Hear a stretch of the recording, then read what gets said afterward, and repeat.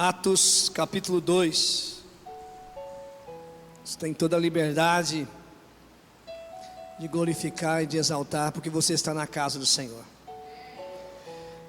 Dizer, amados, que muitas das vezes,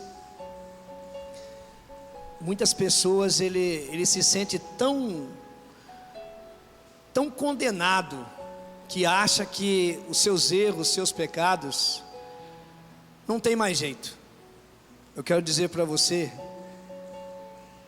que o Senhor Jesus Cristo, Ele não vai te abençoar baseado no teu passado, mas vai te abençoar baseado na tua posição, o seu posicionamento. Se você se posicionar com o Senhor como um pecador arrependido, se arrepender dos seus pecados, Ele vai se posicionar e vai se basear desse ponto e não no teu passado. Porque se Deus, Ele se baseasse no nosso passado, nós estávamos perdidos.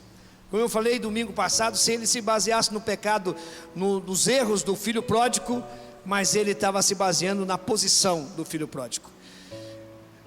Atos capítulo 2, o primeiro versículo a seguir, diz assim: Ao cumprir-se o dia de Pentecostes, estavam todos reunidos no mesmo lugar. De repente veio do céu um ruído como de um vento impetuoso e encheu toda a casa onde estavam sentados. E lhe apareceram umas línguas como que de fogo, que se distribuíam sobre cada um deles, e pousou uma. E todos ficaram cheios do Espírito Santo e começaram a falar noutras línguas, conforme o Espírito lhe concedia que falasse. Habitava então em Jerusalém judeus, homens piedosos de todas as nações que há debaixo do céu. Ouvindo-se, pois, aquele ruído, ajuntou-se a multidão, e estava confusa, porque cada um ouvia falar a sua própria língua, e todos pasmavam e se admiravam, dizendo uns aos outros: Pois que não são galileus todos esses que estão falando? Como é, pois, que ouvimos falar cada um na sua própria língua em que nascemos? Nós, partos, medos, elamitas, e os que habitam na Mesopotâmia, a Judéia, a Capadócia, a Ponto e da Ásia, a Frígia, a Panfilha, o Egito e as partes da Líbia próxima a Cirene, e forasteiros romanos, tanto judeus como prosélitos, cretenses e árabes, ouvindo-nos as nossas línguas falar das grandezas de Deus. Todos pasmavam e estavam perplexos, dizendo uns aos outros: Que quer dizer isto? E outros, zombando, diziam: Estão cheios de mosto. Então Pedro, pondo-se em pé com os 11, levantou a voz e disse-lhes: Varões judeus, e todos os que habitais em Jerusalém, seja-vos isto notório, e escutai as minhas palavras. Pois esses homens não estão embriagados, como vós pensais ter visto, que apenas é a terceira hora do dia. Mas isto é o que foi dito pelo profeta Joel, que acontecerá nos últimos dias, diz o Senhor, que derramarei do meu espírito sobre toda a carne, e vossos filhos e vossas filhas profetizarão, e os vossos mancebos terão visões, e os vossos anciãos terão sonhos, e sobre os meus servos e sobre as minhas servas derramarei o meu espírito naqueles dias, e eles profetizarão. Amém, amados? Glória a Deus, louvado seja o nome do Senhor. Nós estamos hoje num culto missionário, um culto de missões, amados. Amados, no ano de 1500 a 1600 aconteceu a grande chamada reforma, a reforma protestante, a reforma religiosa. Nós vemos que Lutero deu o primeiro pontapé inicial para iniciar a reforma, mas nós tivemos grandes homens de Deus que ajudaram a concluir essa reforma. Nós temos Calvino, nós temos John Hus, nós temos os huguenotes, nós temos tantos outros homens que eles batalharam, que trabalharam para que a palavra de Deus chegasse até esse momento. Nesse momento da reforma, Havia muitas pessoas que eles iam para um lado, iam para o outro, eram perseguidos. Um tinha um entendimento, um seguia Lutero, outros seguiam Calvino, outros seguiam John Hus, outros seguiam o seu próprio entendimento. E com isso havia muitas perseguições, havia muitos debates, havia muitas pessoas que eram um contra o outro. E nessas perseguições, amados, tinha um homem chamado Conde Zinzendorf. Além de ser cristão, esse homem, ele era um homem que tinha uma visão missionária, era um homem poderoso financeiramente, e ele começou a recolher na sua propriedade, essas pessoas que iam sendo perseguidas, e ali vinham pessoas de todos os segmentos, porque a igreja até aquele momento, ela estava se reformando, amados. E para os irmãos entenderem melhor do cristianismo que surgiu lá na cruz do Calvário, no ano 300, o cristianismo chegou a 8 milhões de adeptos. E chegando um momento depois do ano 300, começou um declínio da igreja cristã. E chegando nesse momento de 1500, precisando de uma reforma. Então tinha vários segmentos, vários pensamentos. E esse homem começou a recolher essas pessoas na sua propriedade. E ele via as pessoas discutir, um não se dava com o outro. Eu creio nisso, eu não creio naquilo. Lutero ainda tinha os pensamentos ainda do catolicismo, porque ele veio do catolicismo. O outro não, eu sigo os pensamentos de Calvino. E ele teve uma ideia: não tem nada que separa um grupo de oração. Na oração não tem divisão. E nesse momento eles começaram uma oração, chamado a Grande Vigília. 100 anos interruptos de oração, constantes, 100 anos de oração, 100 anos orando. E é chamado o Grande Século Missionário. A partir desse momento, dessa unidade de oração, surgiu vários campos missionários. Várias pessoas começaram a pregar a palavra do Senhor, como os irmãos Wesley. Eles partiram pregar a palavra do Senhor. Avivamento na Rua Azusa, tudo partiu desse grande concentração de oração, essa grande vigília que eles estavam ali clamando, amado. Porque nesse momento, na oração, não há divisão, amados. O livro de Atos dos Apóstolos começa no capítulo 1, dizendo o seguinte: o próprio Jesus, que ficou por um período de 40 dias, aqui, falando a respeito do reino. No capítulo 1, versículo 8, ele diz assim: fiquem em Jerusalém, até que do alto sejais revestidos de poder. A festa de Pentecoste é 50 dias após a Páscoa. Jesus Cristo ficou 40 dias aqui orientando os seus discípulos. Então 10 dias eles ficaram ali, não constante, direto. Tinha suas obrigações, os seus trabalhos, mas não se ausentavam daquele local de oração, esperando que do alto fosse revestido de poder, amado. Era uma reunião de oração, estavam em unidade em oração, até o dia que aconteceu o grande derramar do Espírito Santo, como nós acabamos de ler. Amados, de manhã nós estudávamos a respeito do batismo com o Espírito Santo. O Senhor Jesus Cristo sabia que a obra missionária, para ser testemunha, uma pessoa precisa ser cheio do Espírito Santo de Deus. Ele sabia que aqueles homens, mesmo que conviveram com Ele, viram as maravilhas, ouviram os seus ensinamentos, eles precisavam ser cheios do Espírito Santo de Deus. Se você comparar a vida do apóstolo Pedro e dos demais apóstolos, antes do batismo com o Espírito Santo e depois do batismo com o Espírito Santo, vocês vão ver, o Pedro, ele chegou o momento dele dizer para o Senhor Jesus assim: ó, eu estou pronto para morrer, para ser preso com o Senhor. O Senhor Jesus diz para ele assim: olha, Pedro, Pedro, 3 vezes você vai me negar, Pedro, antes que o galo cante. Não, eu não nego. E ali nós vemos que quando Jesus foi preso, ele praguejou. Ele disse que não conhecia Jesus.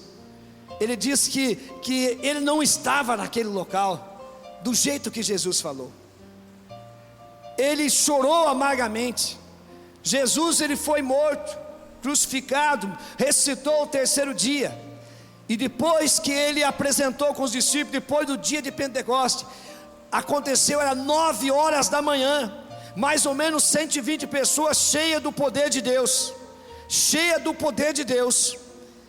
Eles começaram a falar em outras línguas, e aí naquele momento, as pessoas falaram: esses homens estão bêbados. Pedro toma a palavra, agora um outro Pedro, não um Pedro medroso, mas era um Pedro pronto para morrer, porque o cristianismo naquele momento, havia muitas perseguições. O cristianismo naquele momento era a visão de prisão, porque as pessoas, Jesus havia ressuscitado, e havia muitas pessoas falando uma coisa, outros falando outra, e muitos cristãos que seguiam Jesus estavam ali escondidos, mas agora esses homens estavam cheios do poder de Deus, e ele começa a dizer o seguinte: varões galileus, homens que estão aqui presentes, esses homens que vocês estão dizendo que estão bêbados, eles não estão bêbados, é 9 horas da manhã, eles estão cheios do poder de Deus para se cumprir aqui nesse momento a profecia de Joel. Ele falava com ousadia, ele falava com intrepidez, porque estava cheio do Espírito Santo de Deus. Amados, diante desses comentários, amados, nós queremos intitular essa palavra nessa noite: a maior explosão missionária.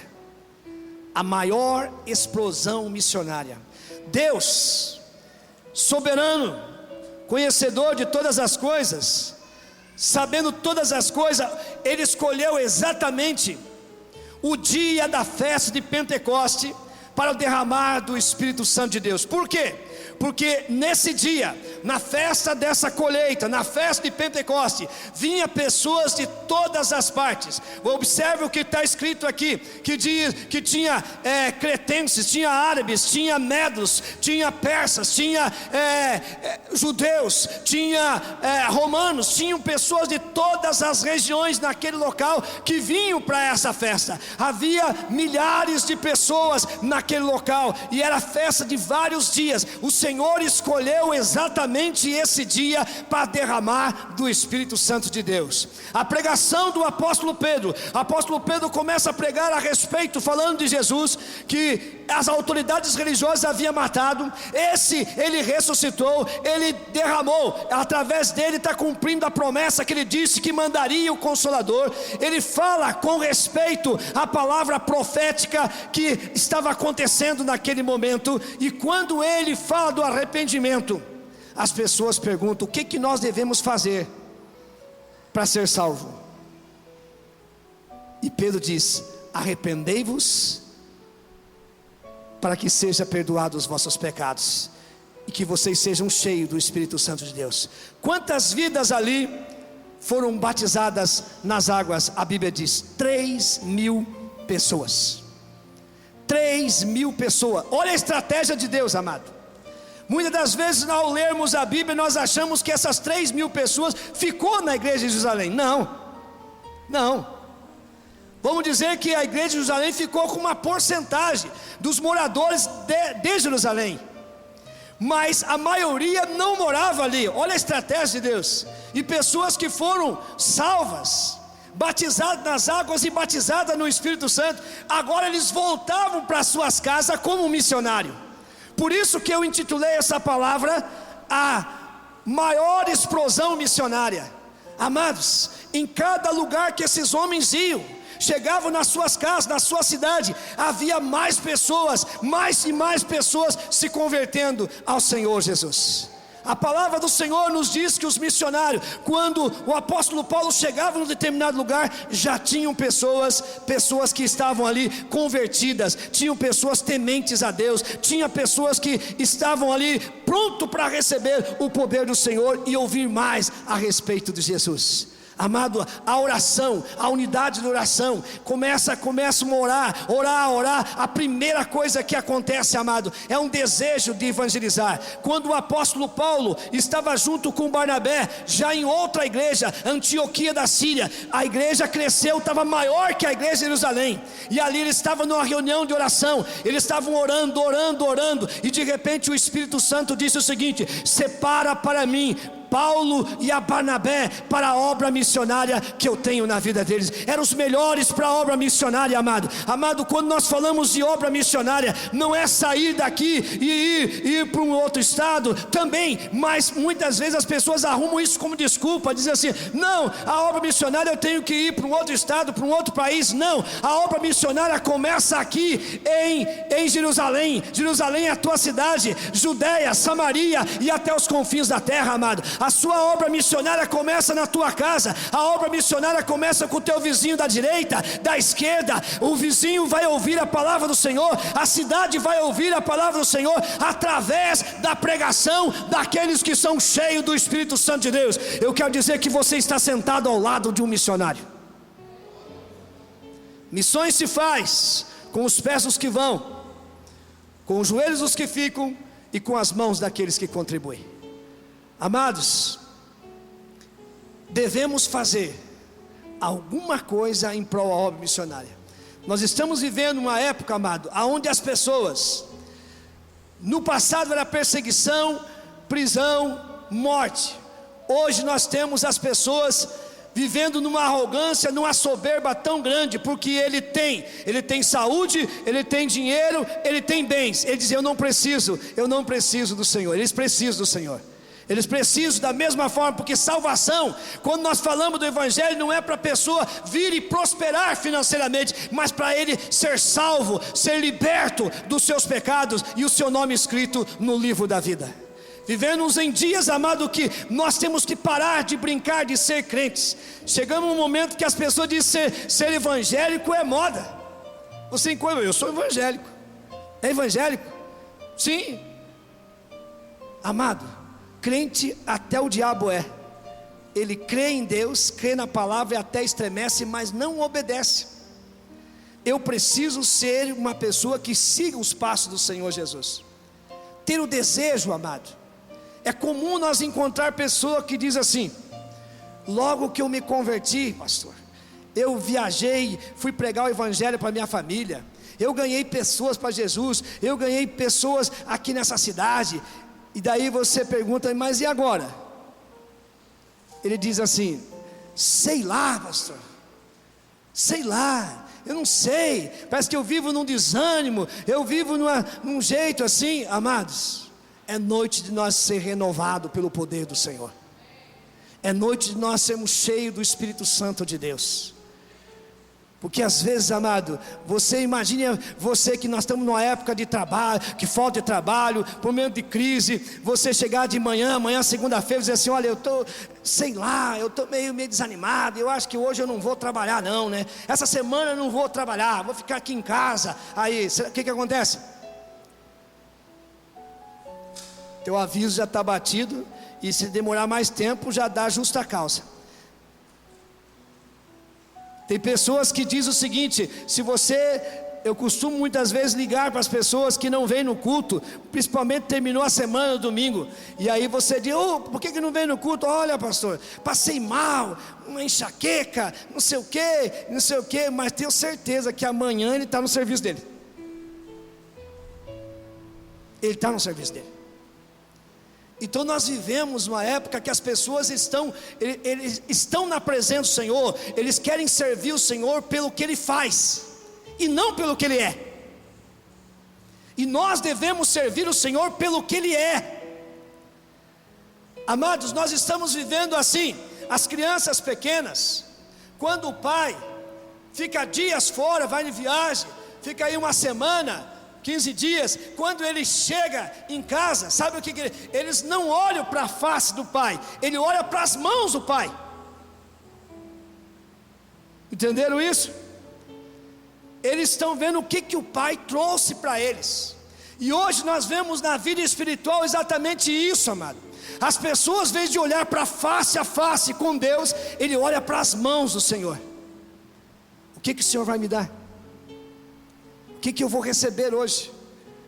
A maior bênção nós já recebemos, amado, que é a salvação. A maior bênção nós recebemos, que é o nosso nome escrito no livro da vida. A maior autoridade nós recebemos, que é o poder do Senhor para pregar o Evangelho. Não importa se você tem conhecimento ou não tem, se você tem um curso teológico ou não tem, se você sabe ler ou não sabe ler. O importante é que você tenha esse desejo no teu coração e é cheio da palavra do Senhor. Você vai pregar a palavra do Senhor, você vai levar muitas pessoas aos pés de Cristo. Eu conheço um senhor, ele mora em Rio Branco do Acre, estava junto com o pastor aqui em Rolândia, o ano passado. Esse senhor tem 60 anos, não sabe ler. Sabe quantos pequenos grupos que ele atende? 15 pequenos grupos. Sabe quantas pessoas que ele leva por ano aos pés de Cristo e são batizadas? 200 pessoas, sem saber ler, só o desejo de pregar a palavra do Senhor. Todo domingo ele escuta a palavra pregada, e ele reprega a palavra do Senhor, seja na rua, e ele vai falando do seu testemunho, ele vai falando, ele vai levando a pessoa para os pequenos grupos, e ele já levou muitas pessoas aos pés do Senhor Jesus Cristo. Amado, que isso também inunde os nossos corações. Nós temos que parar de ser uma geração consumista e materialista, uma geração egoísta que pensa em si mesmo. Eu estou bem, o resto que se explodam, que pegue fogo e os bombeiros estejam tudo de férias. É assim que as pessoas estão vivendo, amados. E muitas das vezes, amado, que nós vivemos nessas quatro paredes, nós não sabemos o que está acontecendo lá fora. A palavra igreja significa saído para fora, marchar para fora, saindo, levando a palavra. Não é quatro paredes, aqui é um local de adoração, é um local de treinamento, é um local de celebração, amado. Mas os púlpitos é lá fora, pregando a palavra do Senhor. Comece a pensar o tempo que você tem servido o Senhor, e quantas vidas você evangelizou, e quantas vidas você levou aos pés de Cristo. Eu não estou dizendo tem que trazer, bom seria se você conseguir trazer para a igreja, amém? Porque você tem condição de cuidar. Mas muitas das vezes você está em outro lugar e não pode perder a oportunidade de levar a palavra do Senhor e ganhar essas vidas para o Senhor Jesus Cristo. O Senhor tem te abençoado, o Senhor tem cuidado de você e da sua família. Você sabia que o maior pecado da igreja hoje, alguém pode me dizer qual é o maior pecado da igreja? Se chama pecado de omissão. Pastor, eu nem sabia dessa palavra omissão. Nós temos uma missão a fazer. A igreja recebeu uma incumbência, e se ela deixa de fazer isso, ela está pecando. E a nossa missão é levar a palavra, é ser missionários. Jesus Cristo, Deus preparou desde o início, tinha um único filho e fez dele um missionário. Ele vindo nessa terra, amados, ele preparou 12 homens para seguir os seus exemplos. Esses 12 homens foram cheios do poder do Senhor, e isso expandiu, amado. A obra cresceu. Você já imaginou chegar no ano 300 da era cristã, 8 milhões de adeptos, 8 milhões de adeptos. As pessoas seguiam o Senhor, milagres aconteciam, sinais e maravilhas aconteciam. Amados, eu quero dizer que o ministério do Senhor Jesus tem que ser completo: ensinamento, pregação, louvor, adoração, dança, oferta, obra missionária, poder de Deus, cura, sinais e maravilha. Eu creio. Quantos creem no poder de Deus? Quantos creem que Deus faz sinais e maravilha? Quantos creem que Deus pode batizar no Espírito Santo, amados? Eu creio, amado, que Deus está nesse lugar, que Deus está movendo vidas nesse lugar, que Deus está queimando o coração de vida, que vidas eu preciso ganhar, eu preciso trabalhar, eu preciso fazer algo em prol da obra do Senhor Jesus Cristo. Esses homens pregavam a palavra do Senhor. Esses homens não ficavam brigando por causa de púlpito. Eu já nem gosto muito. Você pode notar que fica uma cadeira para cá. Eu nem gosto muito de encher cadeira atrás de obreiro que só aparece aos domingos e fica sentado atrás aqui, até nem orando não ora. Fico até fazendo negócio, trocando relógio, trocando caneta, fazendo um monte de coisa. Senta no banco e vai pregar a palavra de Deus lá fora. Isso é homem de Deus, mulher de Deus, seja no seu trabalho, seja onde for. Amados, nós tínhamos a irmã Fran, que está até hoje lá na igreja Cianorte. A irmã Fran era uma secretária do lar, e ela trabalhava com um rapaz que é o melhor estilista da região ali de Cianorte. Cianorte é a capital da moda.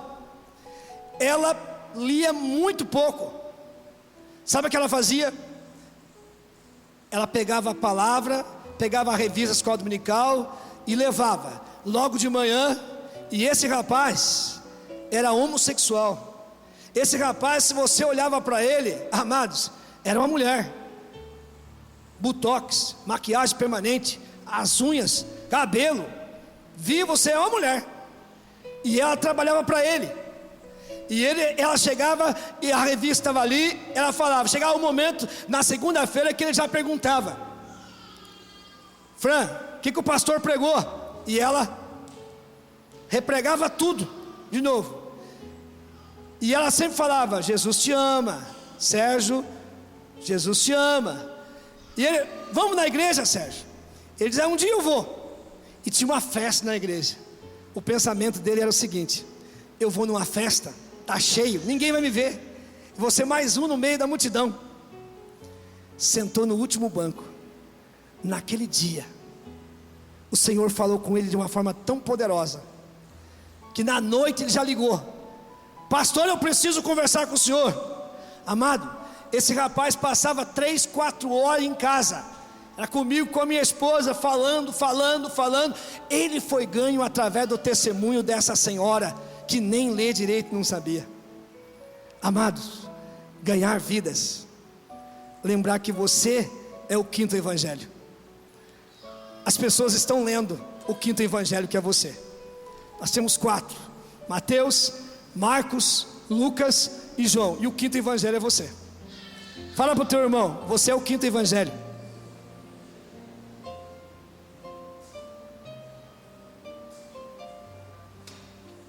É sério isso, não é sério? Ser o 5º evangelho?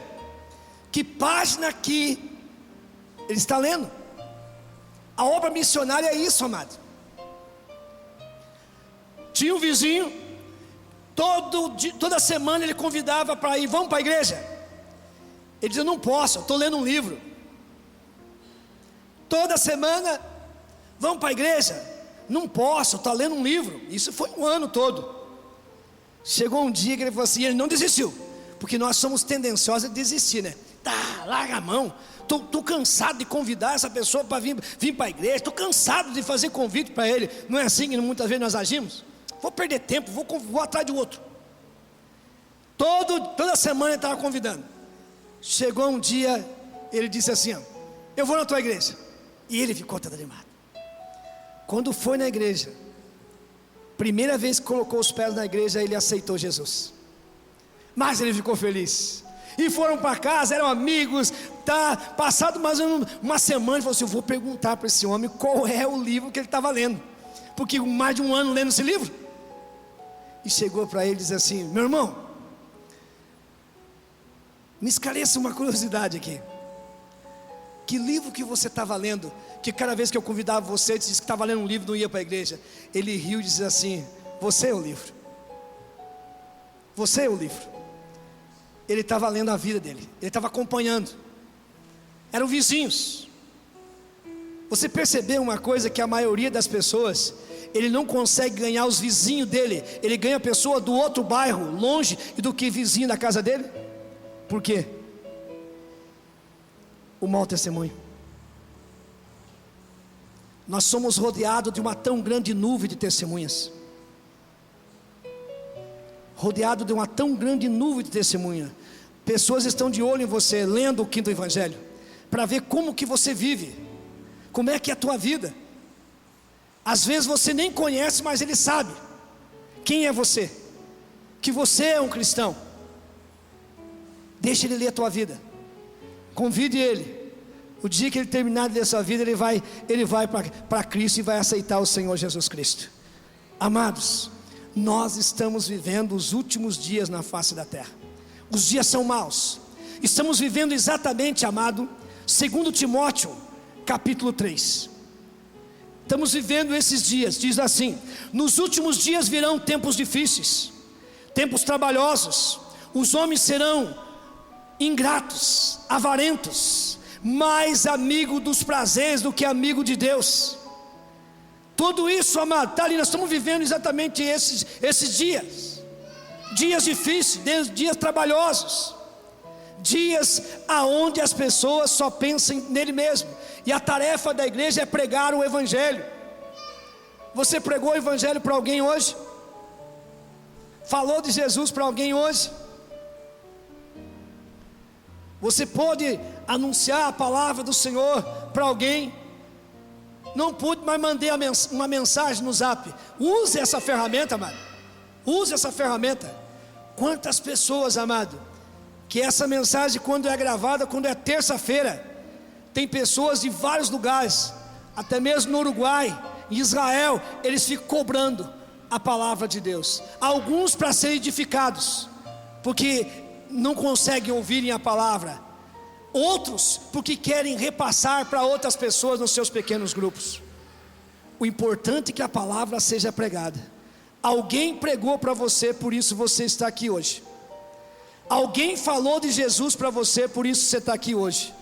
Você é um missionário. Amados, e quando nós se colocamos como missionários, é mais fácil eu contribuir do que eu fazer a obra de missão. E quando você diz assim: Senhor, eis-me aqui, se prepara. Se prepara. Minha esposa contou para vocês aqui que com 4 anos de idade, num culto de missões, ela se entregou, aonde as pessoas colocavam um lençol, e as pessoas davam relógio, correntes, anéis, brincos de ouro. Ela se colocou ali naquele local para ser missionária. E hoje está aí, fazendo a obra missionária. Amém. Você é um grande missionário. Você tem uma potência grande, amado. Amados, não diga: eu não consigo. Eu quero finalizar essa palavra, antes de nós orarmos, com uma frase de um grande escritor, pastor, que faleceu, que eu admiro muito os seus escritos, que é Myles Munroe. Ele dizia o seguinte: o que você pensa que é, você não é. O que os outros dizem que você é, você não é. Você é o que Deus diz para você. Você é uma potência. Você é uma grande potência, meu amado. Você é algo tremendo na mão de Deus. Obrigado, Senhor, por tudo que o Senhor tem feito. Obrigado, Senhor, pelas curas, pelos milagres, pela Tua palavra, pelos compromissos que cada um tem assumido, Senhor, diante do Senhor, para ser um missionário nessa cidade ou em qualquer lugar. Meu Deus Todo-Poderoso, dá a eles uma semana abençoada, protegida, guardada de todo mal, de todo laço do inimigo. Senhor, vai ao encontro dessas vidas que estão viajando. Vai ao encontro, Pai querido, da Dona Maria. Continue a libertar não só ela, mas o seu esposo e toda a sua casa, Pai amado. Senhor meu Deus, vai ao encontro, Senhor, daqueles que estão sofrendo com enfermidades, Pai amado. Vai ao encontro daqueles que estão passando por alguma necessidade, Senhor amado. E que o grande amor de Deus, a graça do nosso Senhor e Salvador Jesus Cristo, a comunhão com o Espírito Santo, que vive e reina em cada coração, e aqueles que crêem, digam: que Deus abençoe e cumprimente seu irmão com a paz do Senhor.